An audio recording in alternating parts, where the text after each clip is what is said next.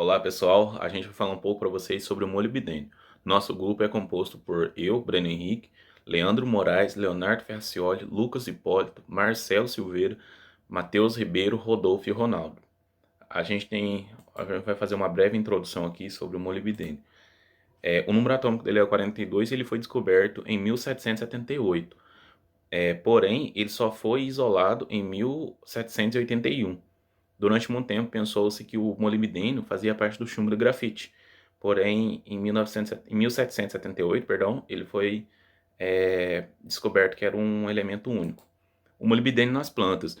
O molibdênio nas plantas é um micronutriente utilizado em menor quantidade pela planta, cerca de 0,0001% em matéria seca.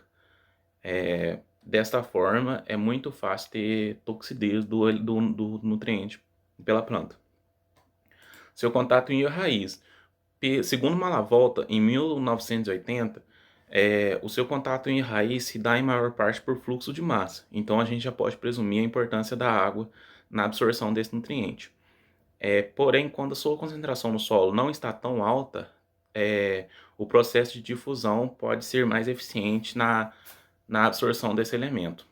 Agora vamos dar continuidade falando um pouco sobre a absorção desse nutriente pela planta. Olá a todos, dando continuidade às falas do Breno, eu vou falar um pouquinho aqui sobre a absorção do molibdênio.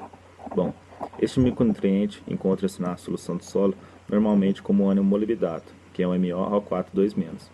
Também em pequenas frações como HMoO4, mas ele é predominantemente absorvido na forma de molibdato.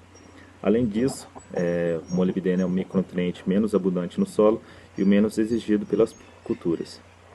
Falando um pouquinho aqui sobre o dihidrogeno-fosfato, no H2PO4, o mesmo apresenta um efeito sinergético na absorção e transporte do molibdato, possivelmente pelo deslocamento do molibdênio dos pontos de adsorção do solo, tornando mais disponível ou formando o composto fosfomolibdato, mais solúvel na membrana. Ao contrário disso, temos os sulfatos, SO4 2-, que apresentam um efeito inibitório na absorção do molibdato.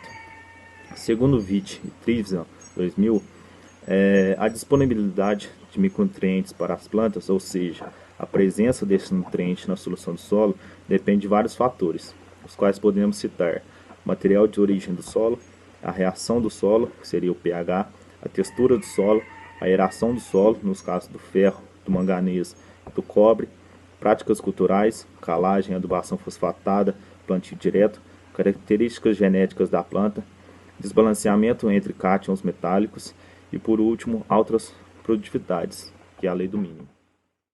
A forma como o molibdênio se transporta na planta ainda não é bem conhecido. Sugerem que ele se mova via xilema na forma de molibdato associado a aminoácidos. Assim, a adubação com fonte de molibdênio associado a aminoácidos, como por exemplo o ácido glutâmico, podem favorecer o seu transporte na planta. Além do ácido glutâmico, o dihidrogeno fosfato, como foi dito anteriormente, pode promover maior absorção e maior transporte desse molibdênio do sistema radicular até a parte aérea das plantas. A concentração de molibdênio na planta geralmente é bastante variável. Segundo Martinez e colaboradores, essa taxa comumente varia de 0,1 a 10 mg por quilo de massa seca. Então, meu nome é Marcelo e eu vou falar um pouco sobre a redistribuição de molibdênio nas plantas, em especial a cultura da soja. Para obter um conhecimento sobre esse assunto, eu pesquisei algumas revistas e encontrei uma que se chama Ciência e Agrotecnologia, onde eu encontrei um artigo publicado em 2007 com o título Redistribuição de molibdênio aplicado via foliar em diferentes épocas na cultura da soja.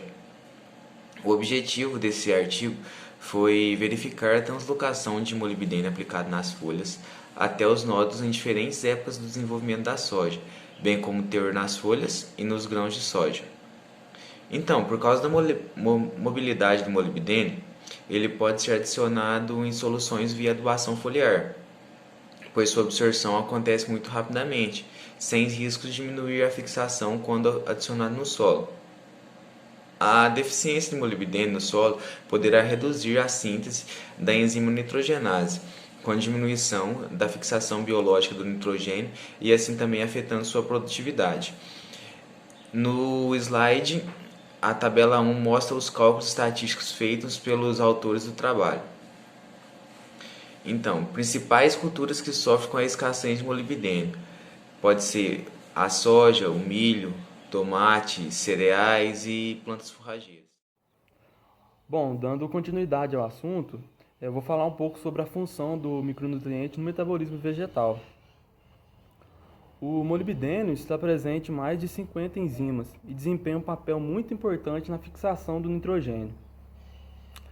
A enzima que faz isso é a nitrogenase e, a grosso modo, ela requer que haja molibdênio para que ocorra o processo normalmente. As crucíferas, que é o caso, por exemplo, do repolho, da couve-flor, também existe uma necessidade de molibdênio um pouco maior do que as outras plantas.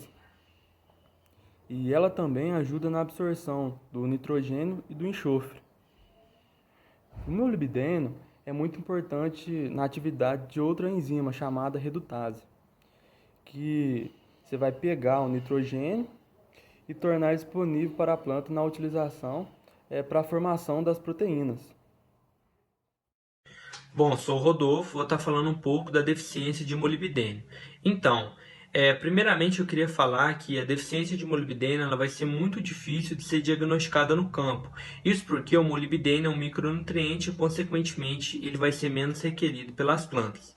Porém, os sintomas de deficiência de molibdênio vai se expressar melhor em condições de carência de nitrogênio, principalmente se a fonte de nitrogênio for nitrato ou se a planta ela depender da fixação biológica de nitrogênio, que é o caso das leguminosas. Então, alguns sintomas de deficiência vão se apresentar na forma de um tom verde pálido ou amarelo, principalmente nas folhas mais velhas. As folhas elas vão ficar retorcidas e vão apresentar também necroses marginais. Em deficiência de molibdênio mais extrema, pode ocorrer os mosqueados de cor marrom em partes ou em toda a folha, como vocês estão vendo agora na tela. As margens foliares vão se tornar necróticas e posteriormente a folha vai morrer, provocando a queda prematura da planta. Um exemplo prático que eu trouxe para vocês é o exemplo da couve-flor do brócolis, onde as folhas não se tornam necróticas, mas elas vão ficar retorcidas e vão morrer. A deficiência de molibdênio ela pode ser piorada por solos ácidos, consequentemente um menor pH e baixo teor também de matéria orgânica. Lembrando que o molibdênio vai provocar perdas consideráveis de produtividade na lavoura. Bom dia, meu nome é Ronaldo, eu vou dar continuidade no assunto que o Rodolfo estava falando, de deficiência de molibdênio. Eu vou falar um pouco sobre o excesso de molibdênio, ou toxidez. Em condições de campo, dificilmente ocorre toxidez de molibdênio, pois as plantas normalmente toleram níveis bastante altos do elemento. As causas: pode ocorrer toxidez perto de metalúrgicas, por conta do descarte de metais no ambiente.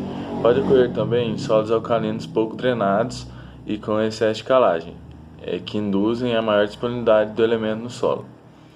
A aplicação de molibdênio em pastagens deficientes deve ser feita com critério, pois o excesso desse elemento na forragem pode ser tóxico aos animais, principalmente aos bovinos e ovinos, os ruminantes, pois eles podem apresentar molibdenose. Sintomas de toxidez: clorose e descoloração progressiva das folhas mais jovens, e também podem ocorrer o aparecimento de manchas amarelo-ouro e as regiões das nervuras ficarem mais escuras. O limbo foliar das plantas com toxidez de molibdênio é voltado para cima, ao contrário, se as folhas estivessem normais, as plantas normais, as folhas seriam voltadas para baixo. A correção da toxidez é mais difícil do que a de deficiência de molibdênio em solos. A aplicação de sulfatados pode ajudar a reduzir a absorção de molibdênio pelas plantas. Também com a drenagem e o aumento da aeração em solos encharcados, espera-se a diminuição da disponibilidade de molibdênio para a cultura.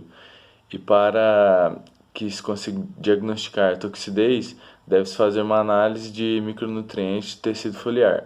E lembrando que quanto antes se for identificada essa toxidez, mais fácil será de controlar. Então, concluindo e complementando o que já foi falado pelo Rodolfo, neste gráfico proposto por Malavolta em 1979, podemos observar a disponibilidade desse nutriente no solo em relação ao pH. Em um solo com um pH mais baixo, ou seja, um solo ácido, a disponibilidade desse nutriente pode ser limitada. Porém, essa disponibilidade cresce linearmente de acordo com o aumento do pH. Com a presença de molibdênio no solo, o que é comum na maioria dos solos, e o pH estando em uma faixa ideal, que gira em torno do 6,5, ele estará disponível para que a planta possa realizar sua absorção. Então vemos que, na maioria dos casos, uma boa correção de pH, elevando a saturação de base, é um fator intrínseco para a nutrição por molibdênio.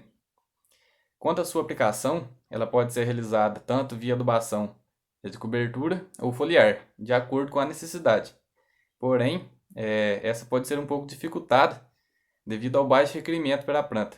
Então, consequentemente, vai demandar uma baixa concentração e uma baixa dosagem de aplicação, o que pode estar dificultando o processo. Uma estratégia muito usada e eficaz é a adição de molibdênio no tratamento de semente, como é feito no caso da soja, que já pode estar disponibilizando esse nutriente já na fase inicial de desenvolvimento da planta. Esse foi o tema proposto para a gente e o nosso muito obrigado pela sua atenção.